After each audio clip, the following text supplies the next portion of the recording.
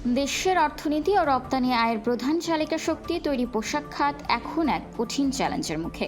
Banking খাতের অসহযোগিতা, তীব্র জ্বালানি সংকট আর প্রশাসনিক জটিলতায় ব্যবসা পরিচালনা করাই এখন কঠিন হয়ে দাঁড়িয়েছে বলে মনে করছেন সংশ্লিষ্টরা।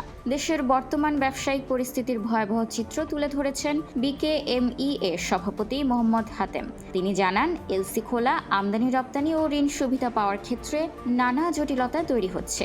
বিশেষ করে কাস্টমসের কিছু ক্ষেত্রে স্বেচ্ছাচারিতা বাণিজ্য কার্যক্রমকে বাধাগ্রস্ত করছে।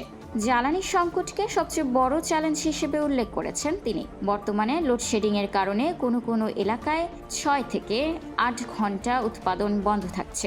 বিকল্প হিসেবে জেনারেটর ব্যবহারের সুযোগও সীমিত হচ্ছে বিপির কঠোর নির্দেশনার কারণে। পরিস্থিতি এতটাই নাজুক যে উৎপাদন খরচ বেড়েছে কমপক্ষে 20%। কারখানাগুলোতে চলছে মাত্র 50 থেকে 60% সক্ষমতায়। সময় মতো পণ্য পৌঁছাতে না পেরে গুনতে হচ্ছে আকাশপথে বাড়তি রপ্তানি ব্যয়। অথচ আন্তর্জাতিক বাজারে চাহিদা কমায় ক্রেতারা পণ্যের দাম বাড়াতে নারাজ।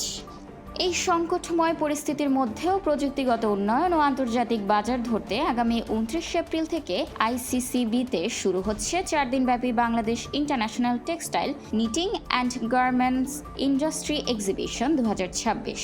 প্রায় 30টি দেশের 1000-এরও বেশি প্রদর্শক এতে অংশ নেবেন। উদ্যোক্তারা মনে করছেন, বৈশ্বিক ফাস্ট ফ্যাশন ও রিসাইক্লিং অর্থনীতির সাথে পাল্লা দিতে আধুনিক প্রযুক্তির বিকল্প নেই। প্রায় $39 বিলিয়ন এই রপ্তানি খাতকে বাঁচাতে এখনই সরকার ও সংশ্লিষ্ট মহলের কার্যকর পদক্ষেপ প্রয়োজন।